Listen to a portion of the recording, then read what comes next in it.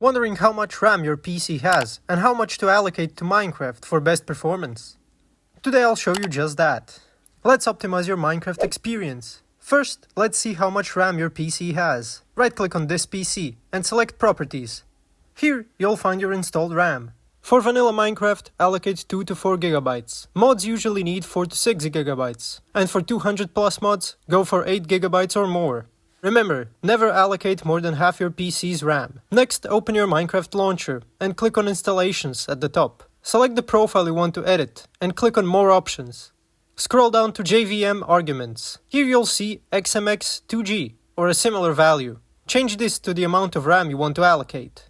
For example, change XMX2G to XMX4G for 4 GB. Save your changes, launch Minecraft, and enjoy smoother gameplay with the optimal RAM settings. Notice the difference in your performance. If your performance is still low, try installing Sodium or Optifine for even better results. Proper RAM allocation can significantly enhance your Minecraft experience. That's it. Now you know how to allocate more RAM to Minecraft. Don't forget to like, subscribe, and hit the bell icon for more tips.